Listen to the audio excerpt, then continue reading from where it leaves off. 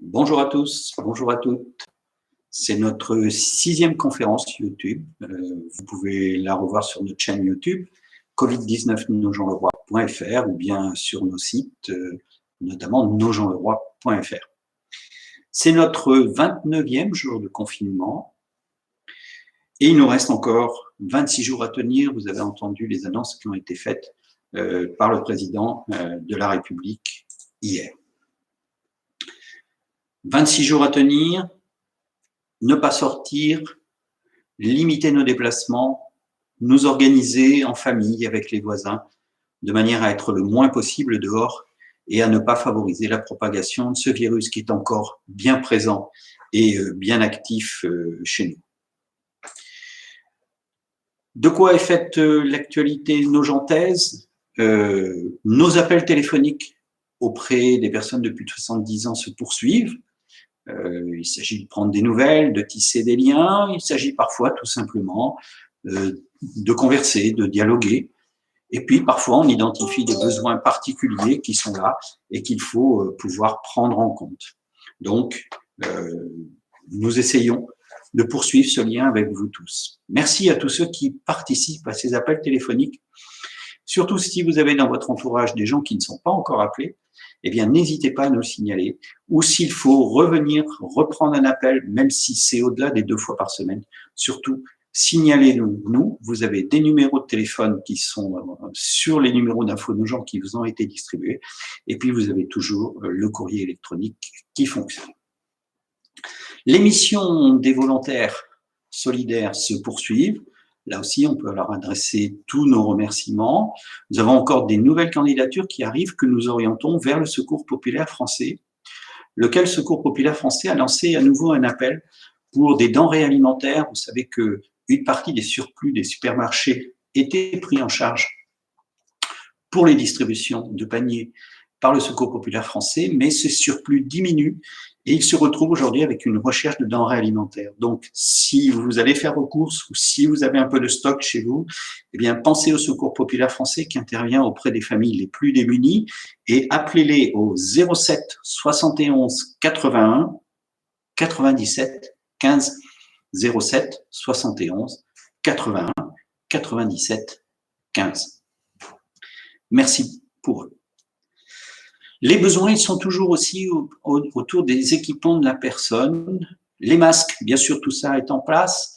Il y a aujourd'hui 7 couturières bénévoles. Elles étaient 5 la semaine dernière, elles sont 7 cette semaine, qui travaillent et qui fabriquent tous les jours des dizaines et des dizaines de masques en tissu, qui sont des masques artisanaux, qui sont mis à la disposition gratuitement des nojentais.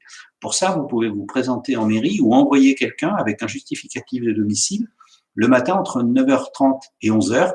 Tapez à la porte d'entrée de la mairie, on vous ouvrira, on prendra vos coordonnées et on vous remettra ces masques en tissu artisanaux. Je voudrais citer ces personnes. Il s'agit de Mylène Couture, de Monsieur Gruet, de Madame Descortes, de Madame Gomez, de Madame Razzacarini-Voni, de Madame Métaux, de Madame Le Sieur. Elles ont toutes encore besoin de tissu et surtout d'élastique, qui est une denrée un peu rare en ce moment, pour continuer à confectionner ces masques artisanaux qui sont beaucoup dans l'actualité. Vous en entendez parler tous les jours à la radio et à la télévision. L'actualité, c'est aussi la possible réouverture de l'école le 11 mai. Je dis bien possible parce que vous avez certainement entendu le président de la République et suivi aussi les déclarations du ministre de l'Éducation nationale ce matin. C'est un objectif qui va être défini de manière plus précise dans les 2 semaines qui viennent. Et les autorités nationales envisagent non pas de faire une rentrée massive, mais plutôt une rentrée progressive. Tous les enfants ne rentreront pas à l'école le même jour. Tous les enfants ne seront pas forcément à l'école le même jour. Et on peut penser que les choses vont se baser sur l'organisation actuelle des enfants de soignants qui sont accueillis ici ou là dans des centres d'accueil mutualisés, avec des petits groupes d'une dizaine d'élèves et des conditions très, très précises d'encadrement.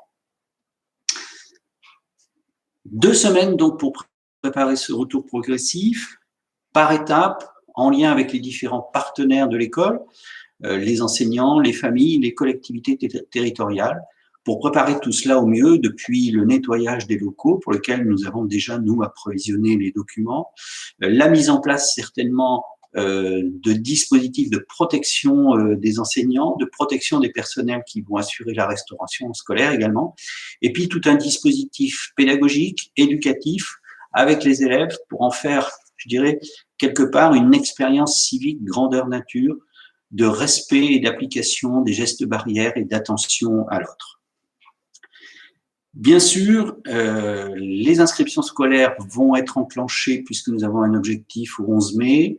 Dans le courant de la semaine prochaine, nous adresserons aux familles qui nous en ont fait la demande le formulaire qui leur permettra de déposer les demandes d'inscription pour à la fois les enfants rentrant en petite section et pour les enfants qui vont passer en cours préparatoire.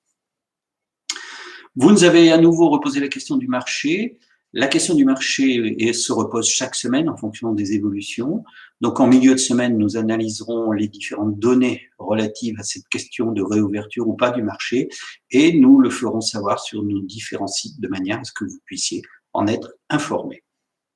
Les jardins familiaux, vous avez constaté qu'il y avait un assouplissement de la réglementation et qu'aujourd'hui, les personnes qui vivent au même domicile, sous le même toit, peuvent se rendre au jardin potager pour préparer, je dirais, la saison, préparer les plantations, les semis, etc.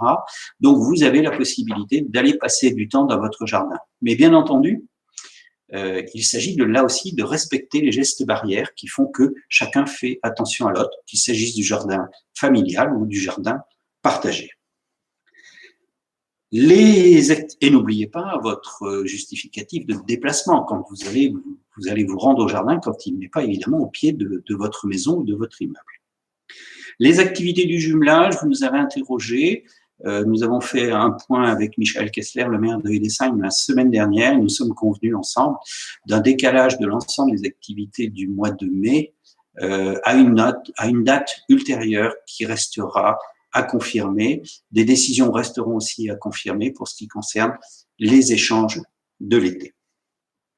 Côté EHPAD, enfin, aucun décès à déplorer au cours du week-end, que ce week-end prolongé. Et nous avons bien entendu une pensée pour les résidents qui sont confinés, une pensée aussi pour les soignants qui sont là, les aides-soignantes, les médecins, les infirmières, les personnels techniques de la restauration, du ménage, et également l'administration qui est là, qui veille sur nos aînés, qui essaye de les accompagner dans ces moments difficiles.